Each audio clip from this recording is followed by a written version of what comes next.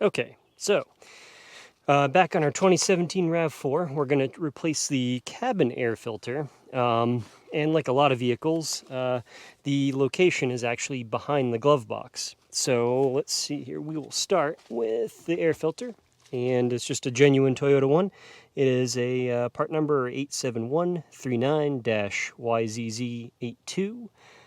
And as such, because it's behind the glove box, it's relatively easy to get to. Just open your glove box, and in the case of the Rav, let's see if we can see on camera here. Let's see. Oh, it's a little dark.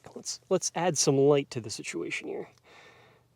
So, right here, you'll see like a spring piston type deal, and this is what gives you kind of the soft close and open for the glove box itself. You shouldn't need any tools. You should be able to pinch the two connecting tabs together and unhinge that.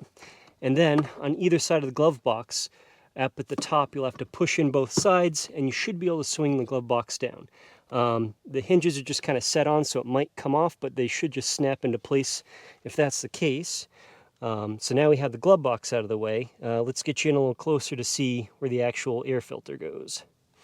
So now that we got you in here, this is actually where the air filter itself goes. It's important to note on the front of this, there is an arrow that points up. Just take note of that. And to open this, to actually get access to the filter, there's a tab here you can push. Little door swings open, comes off, and then you'll note that the filter is in here. The arrow is also pointing up. This is the orientation that you want to put the new filter in.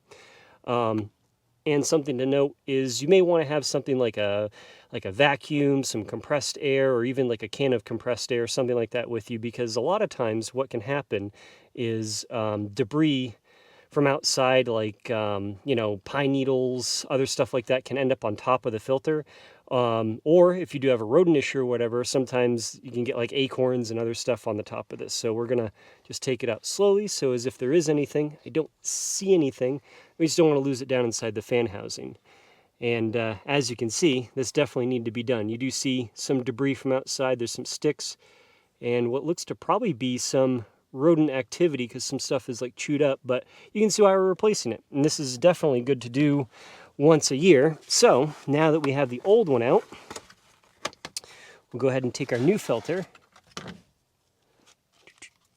New filter, noting the orientation of the arrow, which is facing up, and it just slides back into place. Now,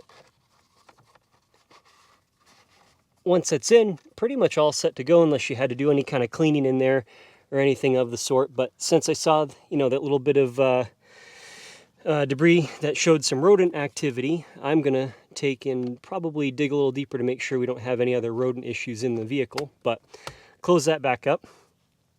And now that I got you here, let's see, close that back up, right?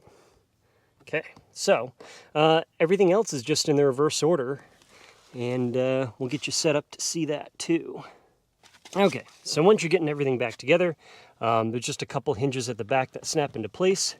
And over here, let's see, yeah, you can see that. So over here, this is that arm again. We can kind of tip that up, and we can actually put the glove box into place so it's hanging there. And all that's left is to reattach the little shock absorber thing. And yeah, you really shouldn't need tools. You just need to pinch in these two tabs here. So yeah, there we are. We're all done. We can close up, and we're good to go. So if you found that useful, please hit the like button. And if you want to see more stuff like this or find this interesting, consider subscribing. Thanks for watching.